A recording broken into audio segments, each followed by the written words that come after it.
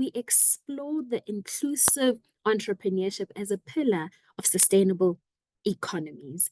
And we have Mr. Richard Manzini of the Gauteng Enterprise Propeller, who will speak on inclusive entrepreneurship that is central to empowering women, empowering youth, empowering informal traders. And this ties directly to Sustainable Development Goal 1, no poverty. Goal 5, gender equality. Goal 10, reduced inequalities.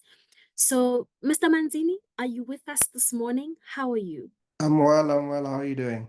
Good morning to everyone on the call. Am I audible? You are audible, sir. Good Perfect. to see you this morning. Thank The you very floor is much. yours. Thank you. I appreciate it.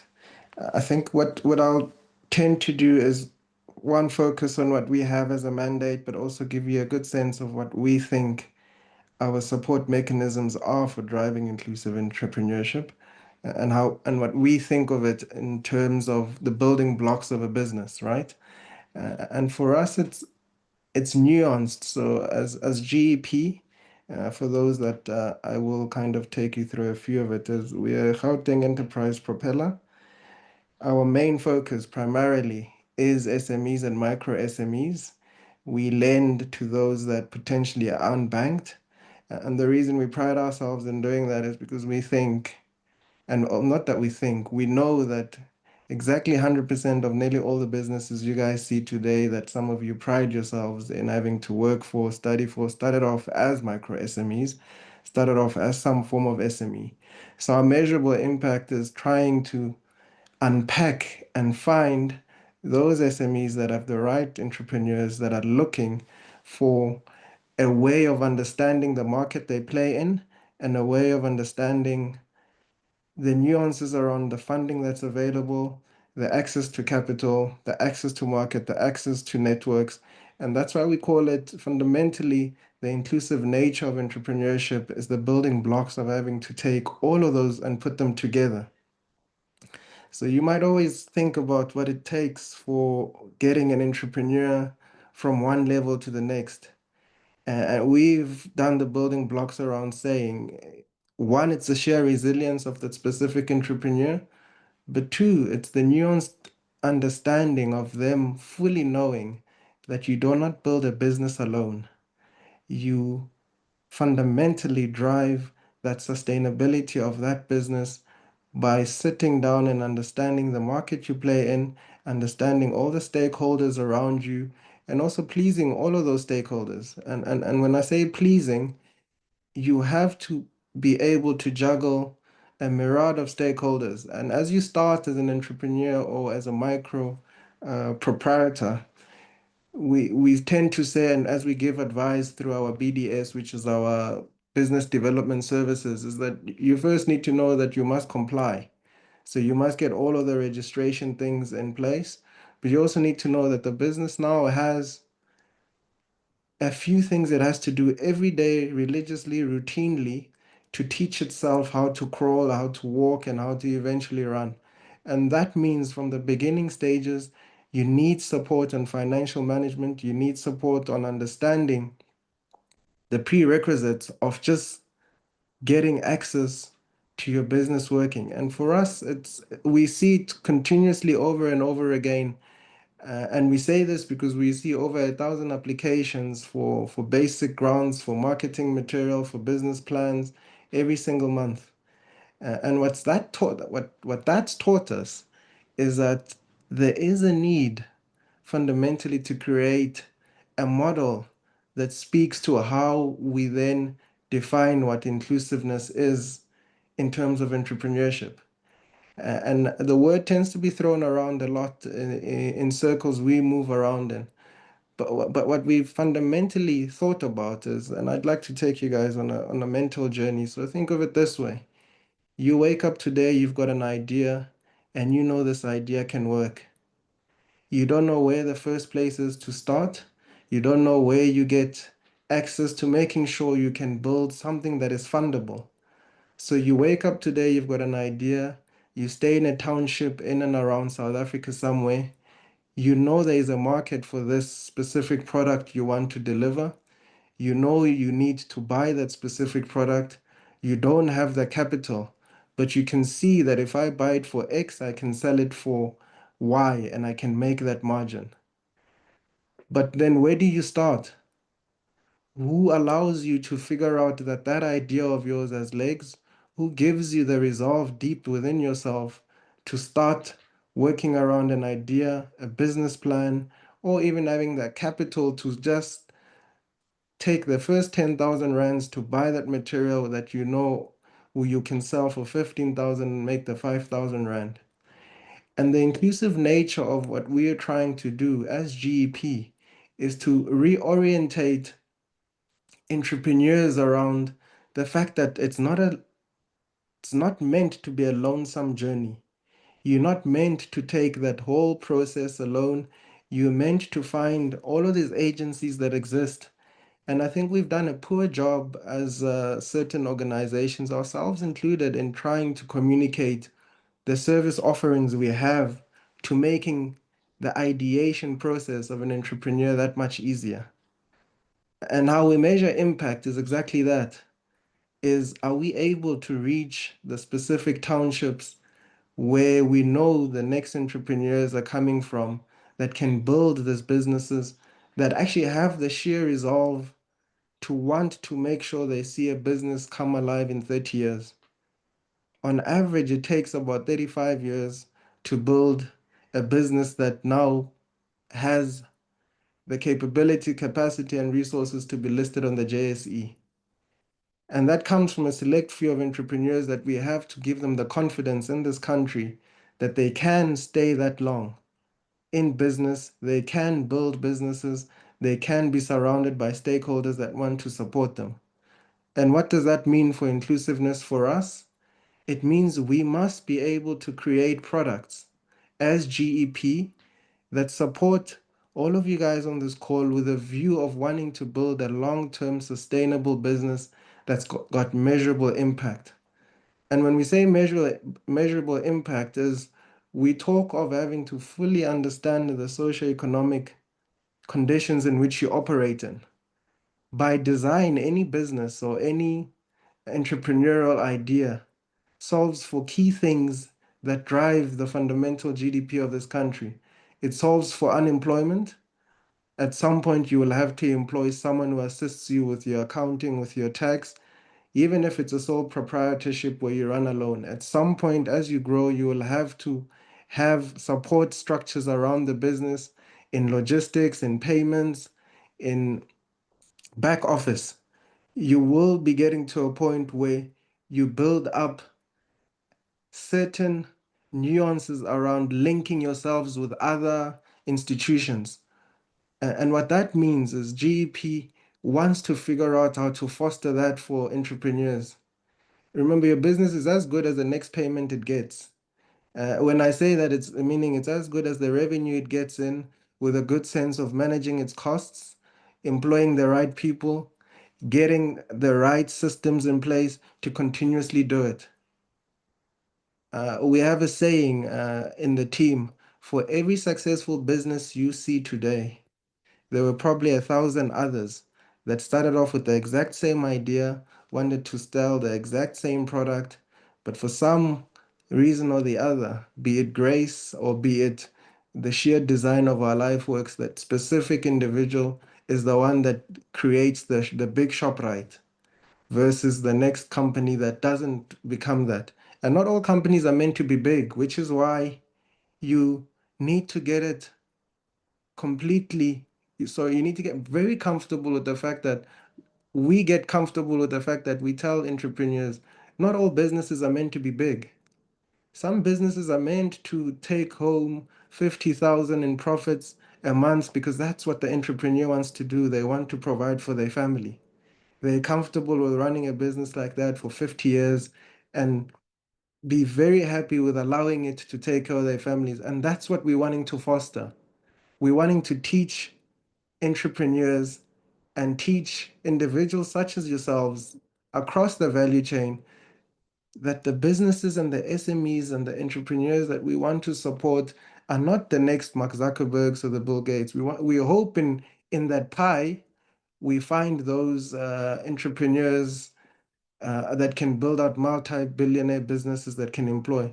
But we're happy to sit with someone who tells you, I make 30,000 rands a month, and this 30,000 rands a month is enough to pay for my bond, my kids' school fees, and I make a good living. And those are the entrepreneurs we are struggling to find. We're struggling to find realism, impact that's driven by the fact that there's a SME I visited in Soweto. He's been running that business for over 15 years.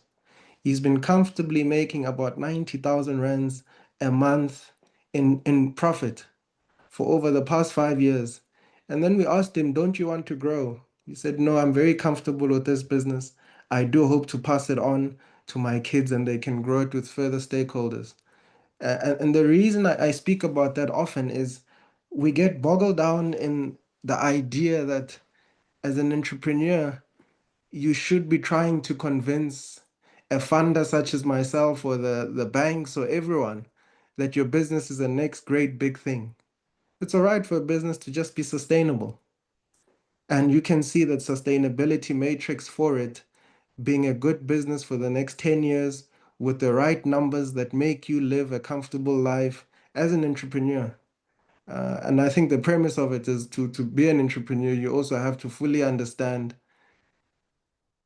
that it's not going to be easy. You're definitely not going to see the lights day one, be it day two or day five. But the support mechanisms we hope to bring in, which speaks to why we thrive around wanting to create a value chain, is a value chain of at least impactful engagements with entrepreneur, is that we want to tell you, one, you're not alone. Two, we understand how tough business is. Three, we genuinely believe there's a way in which you can systematically safeguard the downturns of your business. But more importantly, when you touch on, and now I'll start touching on fully on what we think about inclusiveness around what makes something sustainable. For the entrepreneurs, at least, we've done some research around to give guidance on what that means for those that become successful.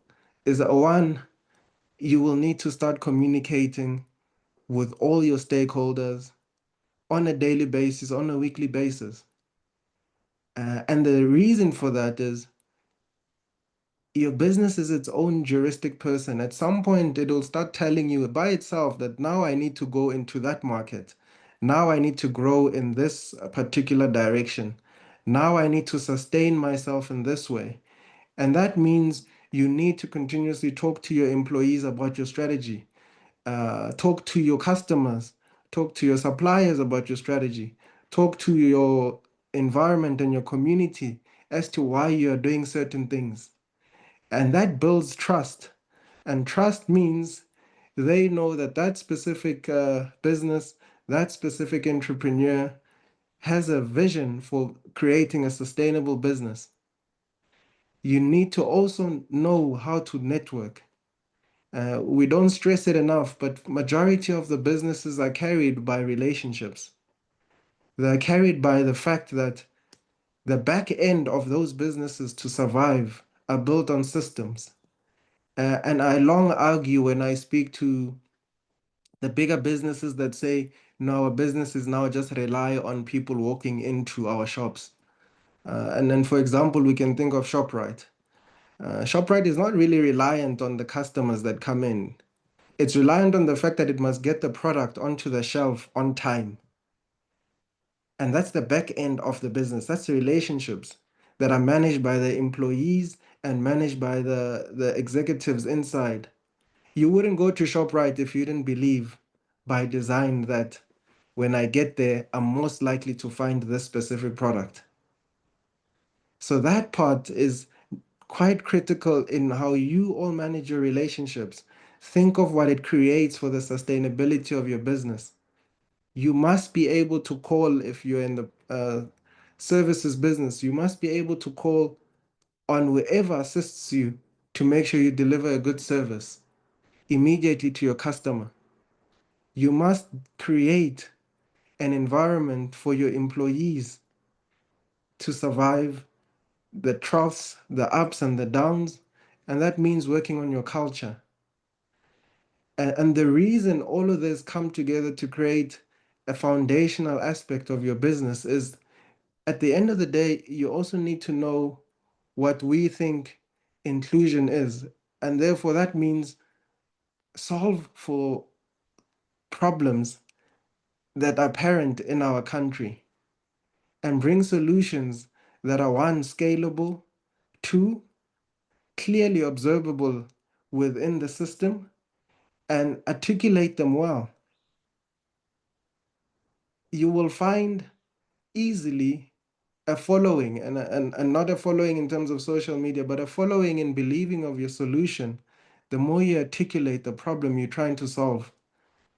And for the most part, we confuse it by having to write, and I hope none of you guys here do it, but you don't have to write amazing presentations about solutions that were done in first world countries.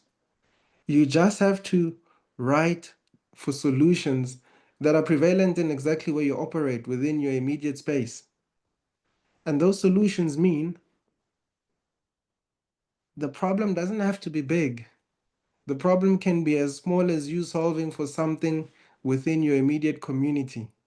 But you're able to communicate it well, you're able to find a solution for it, and you're able to kind of gather people around.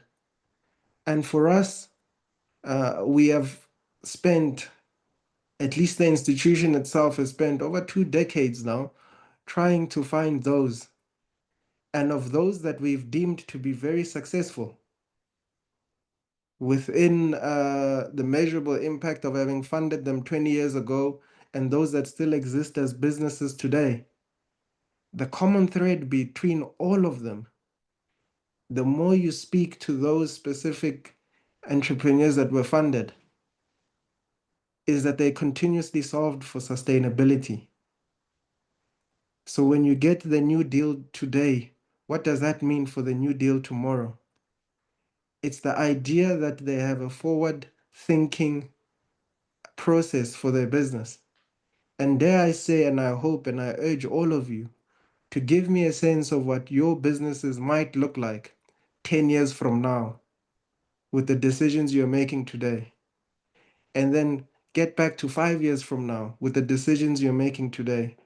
And then come back to just a year from now with the decisions you're making today. And whether or not that's sustainable. And how you measure that, be in the world, assess your consumers, assess your customers, look at what your suppliers are doing. The one smart thing to do often is to look at what your suppliers are doing, because fundamentally your suppliers don't just service you as an entrepreneur. They service usually other entrepreneurs that are within the same industry or sector that you're in. What that means is, if a supplier is slowly changing some product that they're selling you and changing it bit by bit, because another entrepreneur said one, two, three, four about what they think they're seeing in the market, pay attention to those little nuances. Develop a filtering system on a daily, weekly basis, quarterly basis, and then a yearly strategy basis of how you look into the various players around your business, where it operates, who it operates from, and keep those networks wide open. Those that will be sustainable 20 years from now, the businesses amongst yourselves that will still be around 20 years from now. The basic of it is who's actually making the right decision today for the business's future. Because the business's future is just a simple aggregation of one thing and one thing only. And we talk about it often, but we never really think about what it means. But that's an aggregation of its cash flows. Your value, any business's valuation today in the market on the JSE, is basically a present value of its future cash flows. So therefore, if something is the present value of its future cash flows, it means it's a present value of all its decisions. And you need to guide that. So when we say Naspers is worth a couple of billions, we basically just mean we've seen the balance sheet, we know what the cash flows are, we can project them to 10 years, we can bring them back to today because we trust they'll make the right decisions. So when we look into entrepreneurs, when we try to find the right entrepreneurs, we're looking for those that will make the right decisions for the business today to survive 5 years, 10 years, 15 years from now. And dare I say, on a more lighter note, is that I genuinely believe every single person on this call definitely knows of someone who probably 5 years or 10 years ago made so much money in whatever business venture they were trying. But today, all of that has gone down the drain. And dare I say, most of you always say, had I been the one that found that specific business opportunity and gotten that amount of money, I would have made better decisions. And the fundamental truth of it is definitely that's what it is that we all know that individual that had a business idea that just didn't create sustainable matrices to guide it, didn't make the right decisions continuously over and over again. And we call upon those type of discussions to drive what we fundamentally believe in this country is needed of the next wave of entrepreneurs. Those are the guys that are solving inclusively for all of the challenges we have. And those challenges speak to youth unemployment, they speak to women led businesses being prioritized, they speak to the fact that we still have markets that are not accessible to previously disadvantaged individuals across the matrix of color and race, with a fundamental focus on Black. It is still hard to access capital in the traditional commercial banks on a race-based criteria. We are trying to collapse those, and inclusiveness of it is the fact that all of the myriad issues and the socioeconomic issues then put a further strain on individuals such as yourselves as entrepreneurs on trying to juggle a lot of toolboxes and a lot of boxes, balls in the air to develop that idea, to sit through it, to see it through when cash flow is down, to see it through when you can't even get support around. I just want to kind of give you a good sense, and in closing, uh, and in opening up for questions and then trying to drive and deliver on something that for me speaks truly fundamentally to how you guys must think about businesses. And as you manage your own businesses on a daily basis, practice a few principles. Did we make the right decision for the end of the month? Closing out and recons. That's one. Then at the end of the week, did we make the right decision for closing out Q1, the next quarter? If you did, that's fine. And then when you get to the quarter, did we make the right decision for the year end? We see all of the systematic deliveries that are given to us by corporate SA, and now you need to see it that all of these things are applicable to us as small business owners. And just as SMEs and as businesses, is that fundamentally you continuously need to learn from what the bigger guys are doing. They don't necessarily want to focus on Q1, Q2, Q3, Q4, but their focus allows them to realize some of the errors they may have made that will spill over into the full year. So they quickly change. And those must be systematic things you create for yourself. In this week, did I make the right decisions for the month? 1 week is already 25% of a month. In a month, did I make enough for a quarter? That's 33% of the quarter. In a quarter, did I make enough for the year? That's 25% of the year. And as you inculcate that way of thinking about your business, it will be virtually impossible for yourself as a business owner to rob your own company. And that's what we see continuously with most of the entrepreneurs. When we assess some of you guys for funding, when we assess what you guys are doing in your personal bank accounts versus your business bank accounts. You're straddling the business, you are strangling it. And I say this to just also inculcate the thinking of trying to separate the two so you become better at being a business person over time. When we talk about inclusiveness at GEP, we talk about trying to give you the various supports that come with building a business. And for us, it speaks to two. We'll give you the funding, we'll want to support you throughout, we'll want to teach you the building blocks of financial accounting, reporting, and that we do by making sure when we give you the money, we expect you to give us management accounts every month. That requirement is to teach you to look into your business every month to see whether you made the right financial decisions. One, to preserve and protect our funding, but two, to also show us that you are thinking about the future of your business.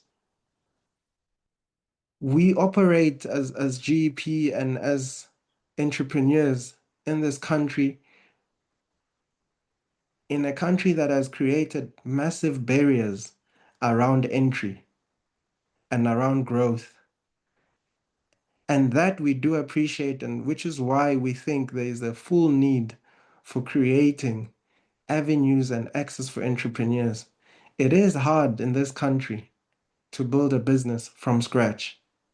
It is hard to think you can go against some of the bigger guys now that are already themselves infiltrating into the townships, infiltrating into smaller businesses.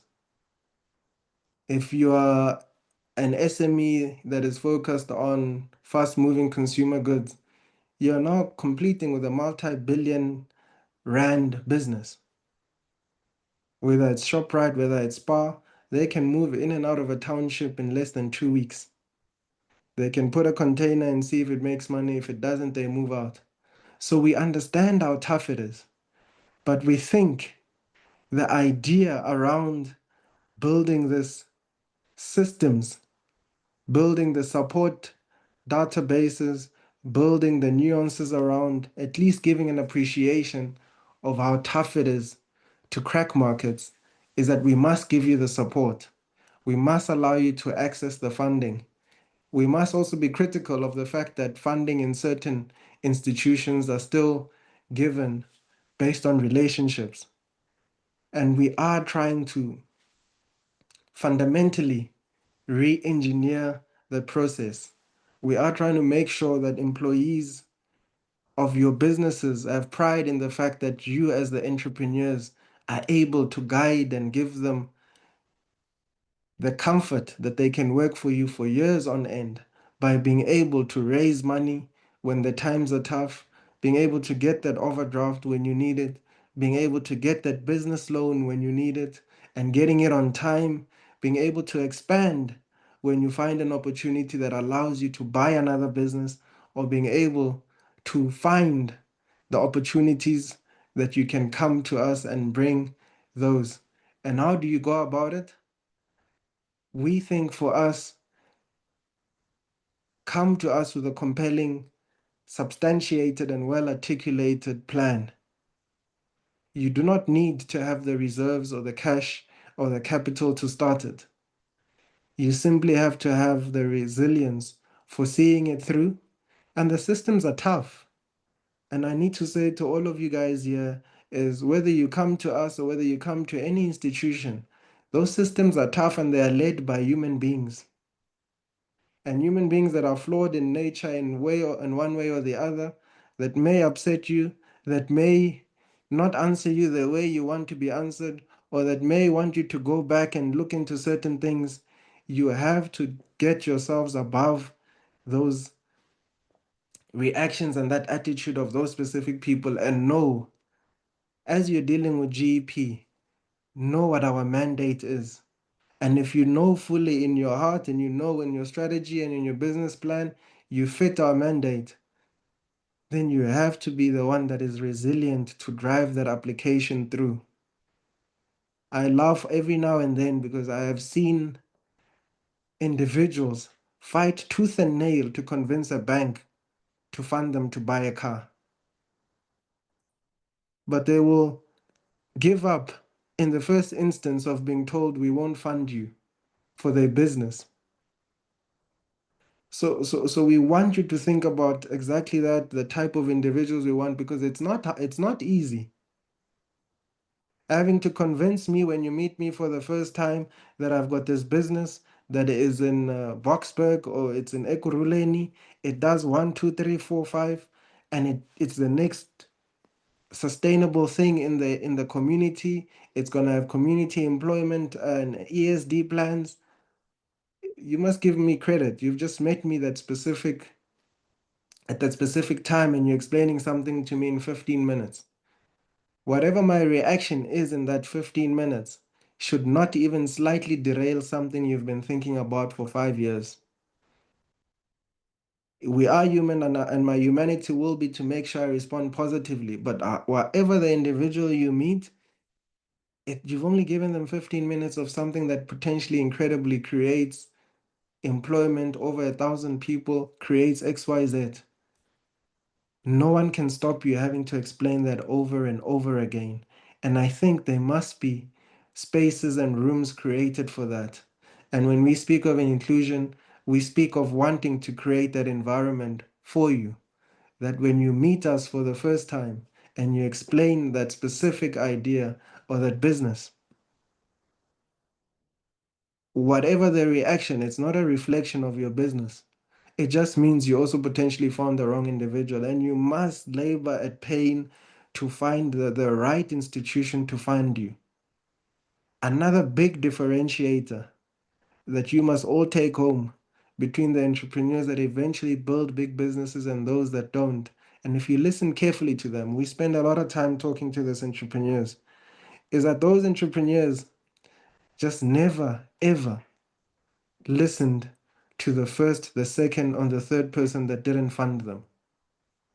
I'm yet to see an entrepreneur that was funded from the first instance of them presenting their idea. So it takes a while. You're going to have to teach us. You're going to have to know how to talk about your business.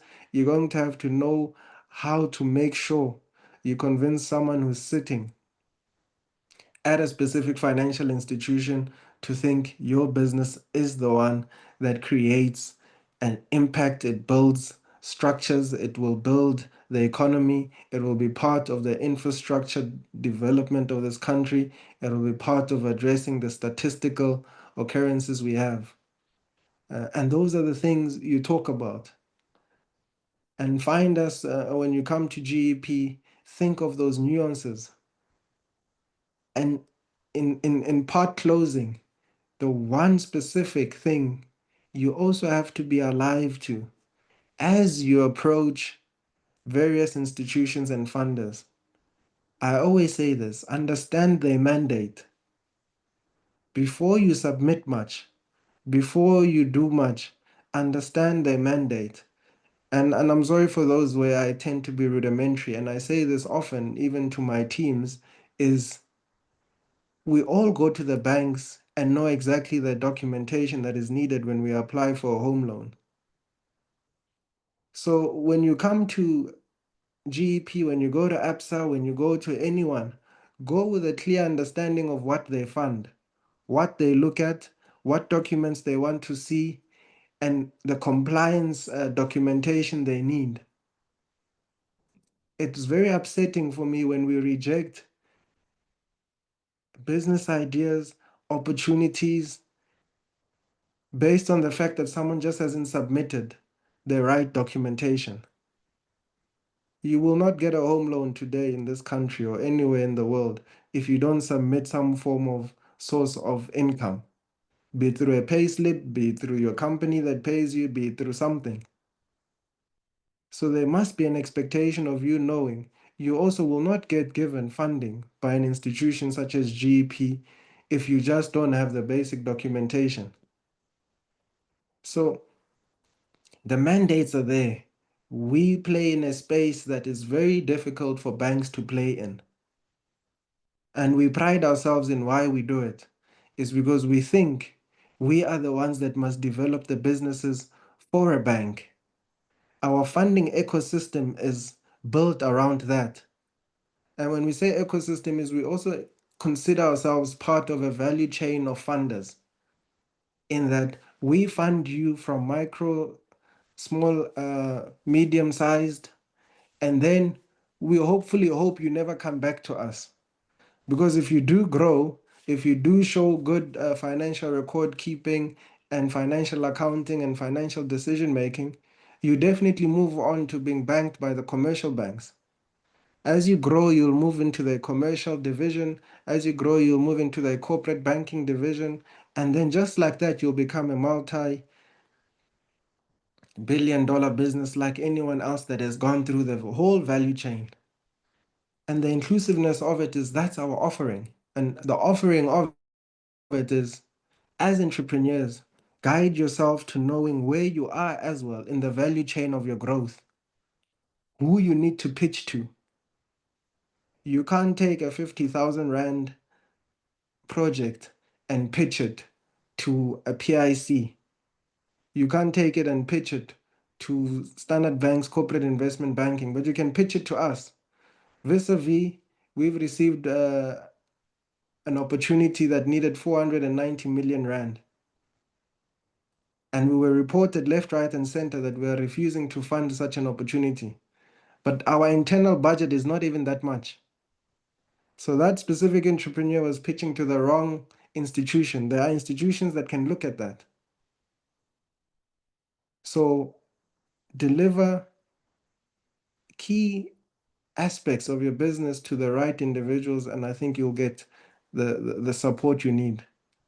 The key theme to driving sustainability, in short and in closing, for us is support.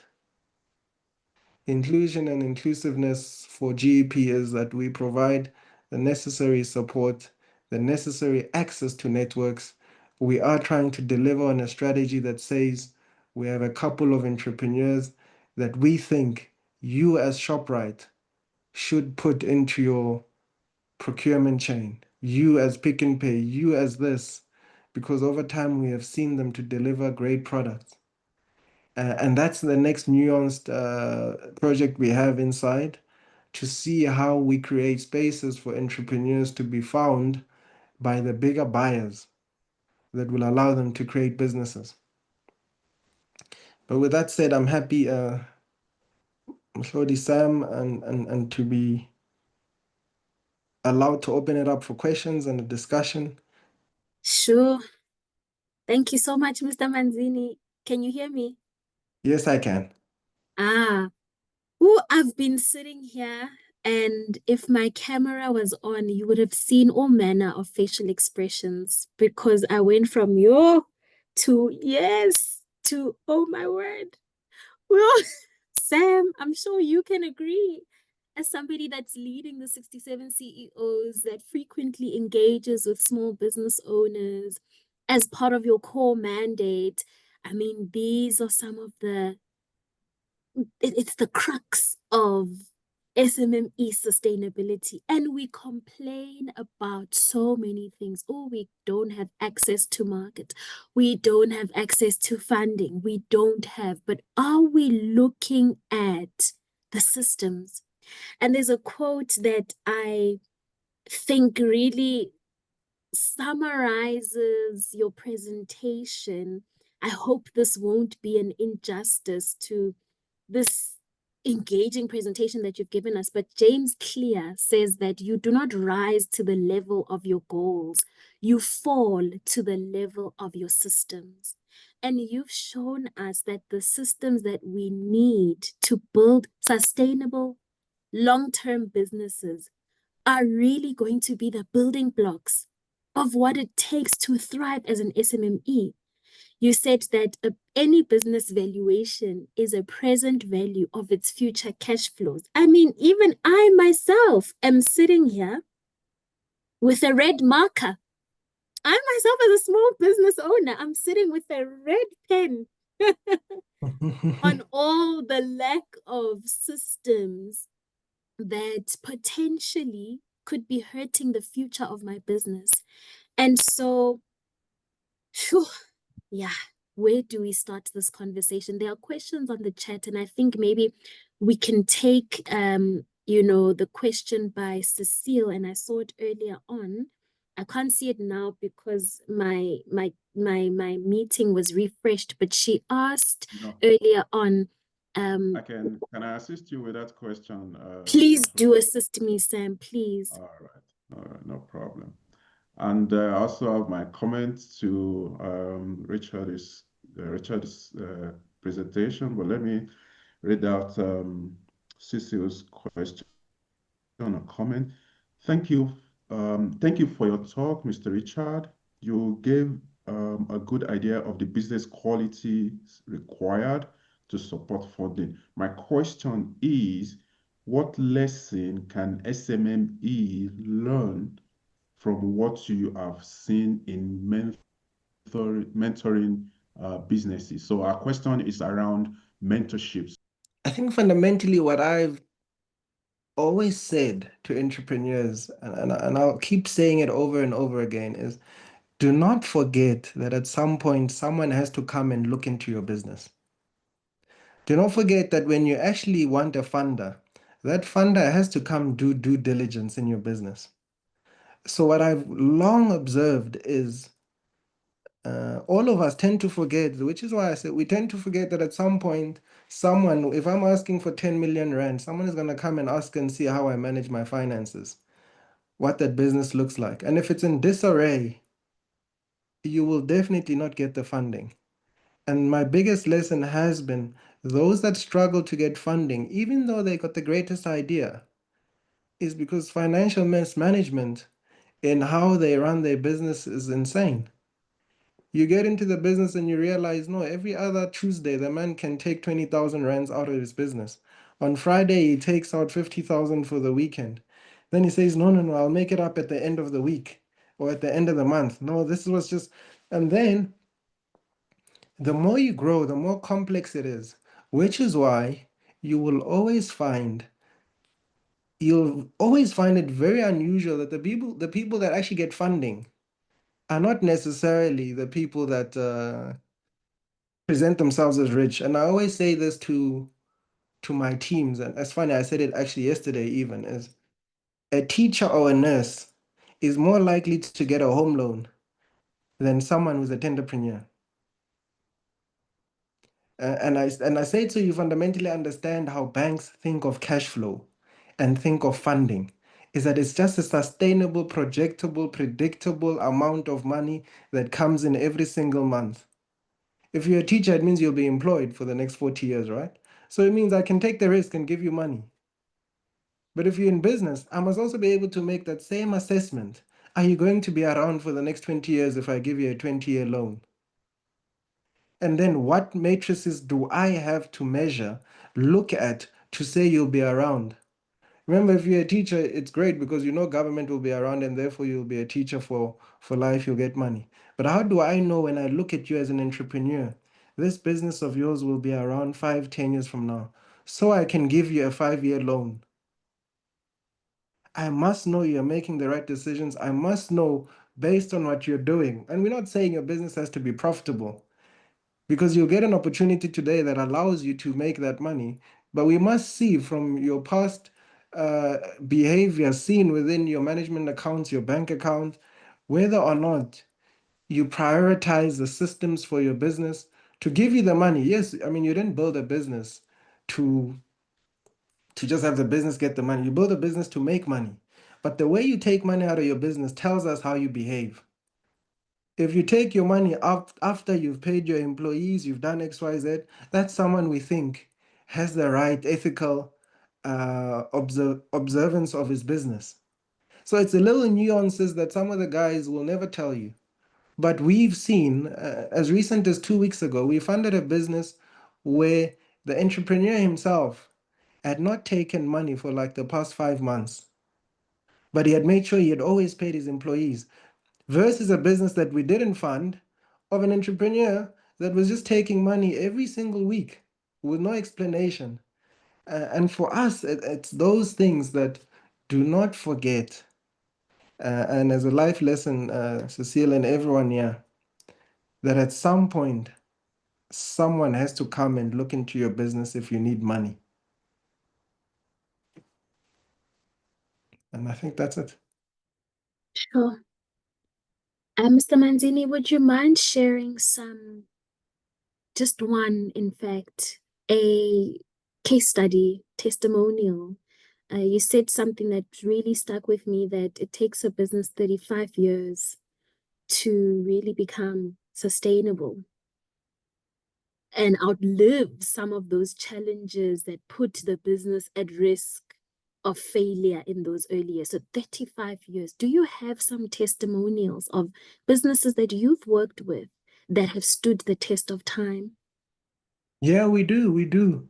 And maybe just to caveat it and clear it is, it can take about less than that to have a business become sustainable. But what I meant to say, it takes a bit of time to have it get it on the JSE and list it, and then from there have it uh, be believed in by institutional investors.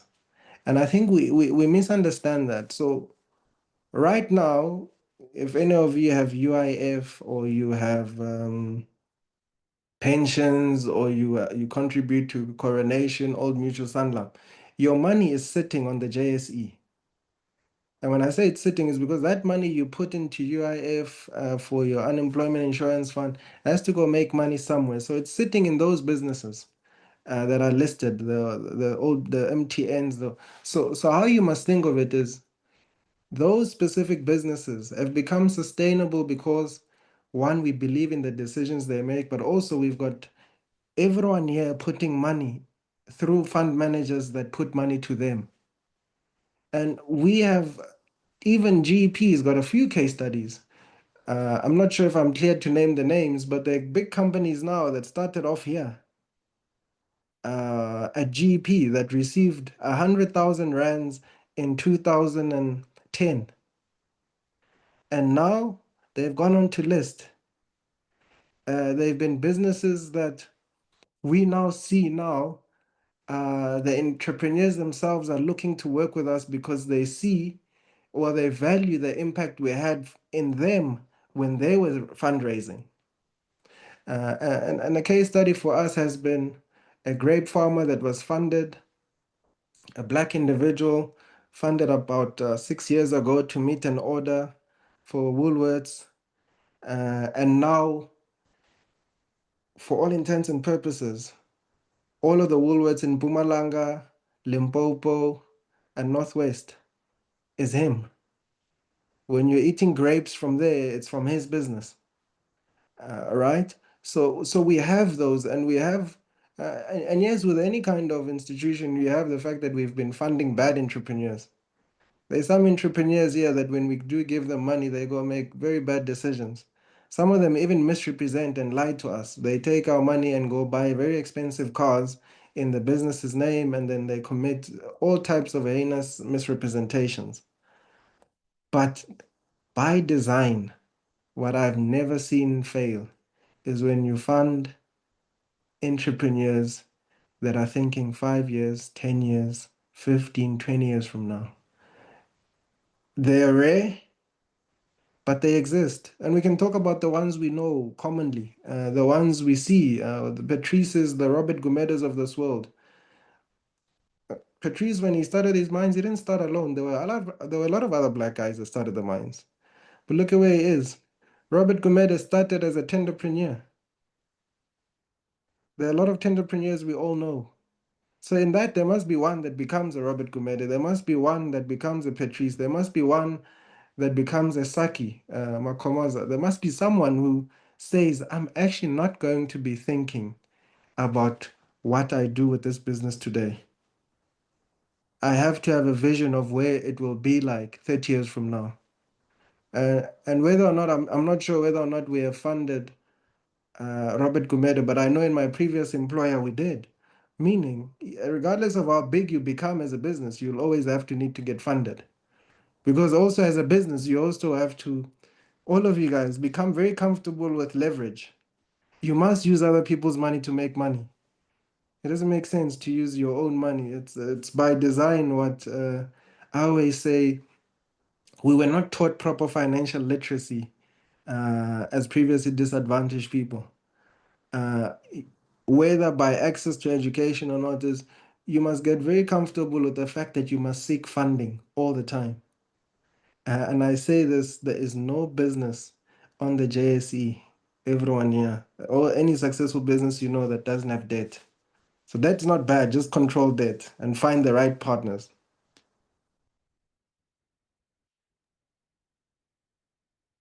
Sure. We have two more questions in the chat, and I know Sam also wanted to engage you a little bit. So, can we start with those in the chat, and then Sam, I'll come back to you.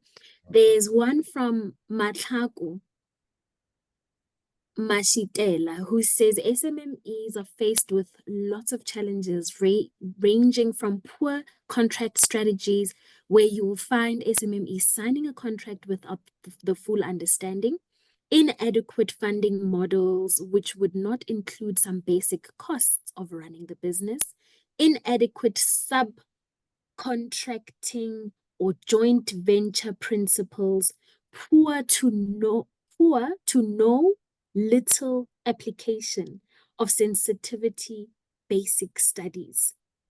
What will it look like should the deal delay by 6 months? This influences how you subcontract or any other relationships going forward, since delays attract lots of interest. So doesn't seem like a question, but more of, their experience in subcontracting and some of those delays that are faced because we don't understand the contracts and the terms of the payments in the contracting space. Yeah, and I think we see that quite a lot, especially because by design, remember your payment terms determine whether or not you're able to also make payments to your employees and your business operations on a monthly basis. And for me, which is why we continuously speak about financial literacy, but it's a great statement made because it ties in with the legal framework of what you bind your company to.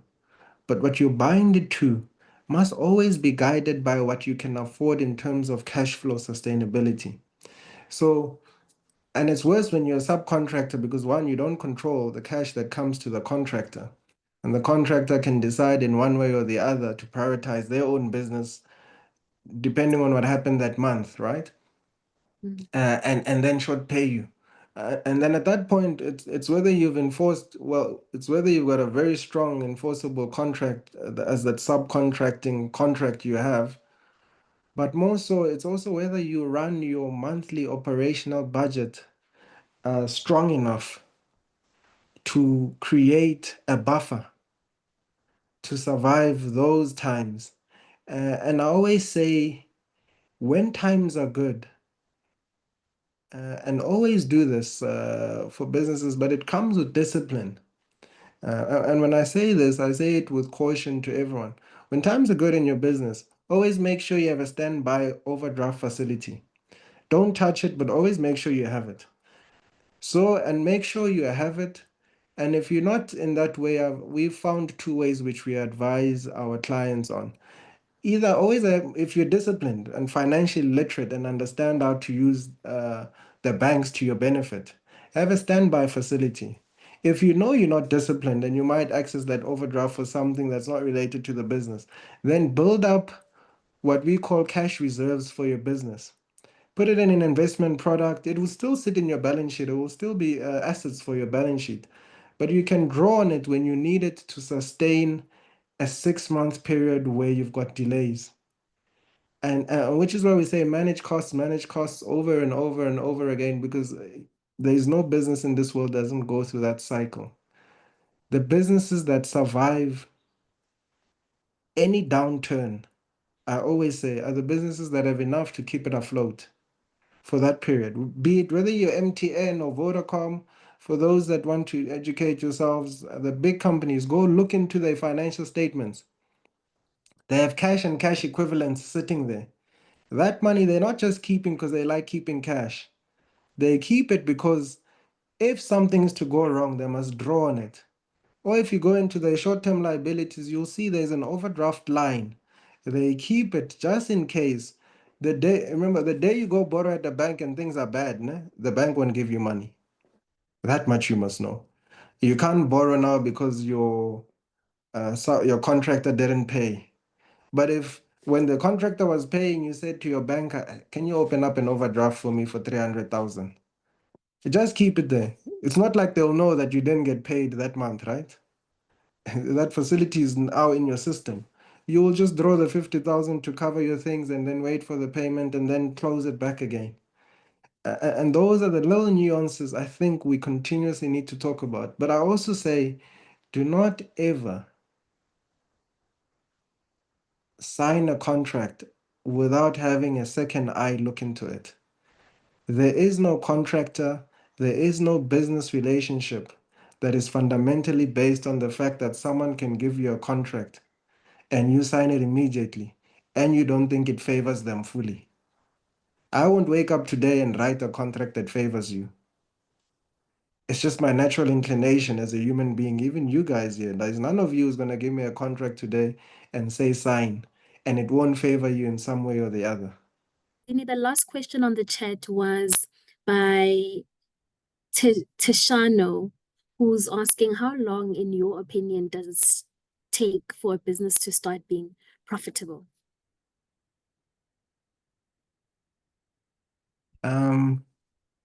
Well, I think it depends on what you're solving for. And I always say this because a business can be profitable from day one, right?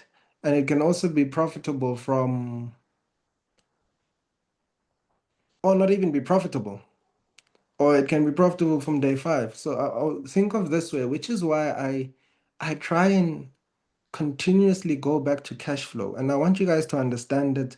So when you read case studies such as Uber, Airbnb, and all the companies, and those two companies I've mentioned, didn't make profits for years. I doubt if they've even made a profit, right?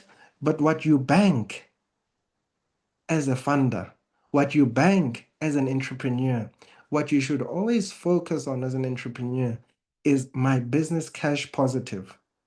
Does it make enough to sustain, pay its employees, pay me a salary, and then go to the next month?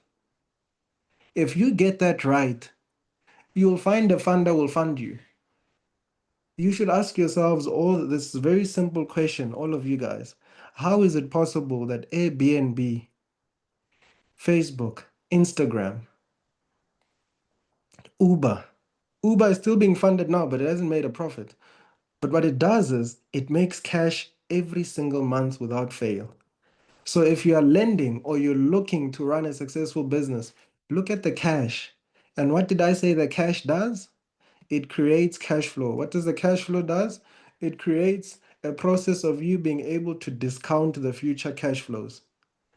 So Uber might be worth a couple of billions, but it's just because genuinely we believe so many people for the next 20 years will continue to use an Uber.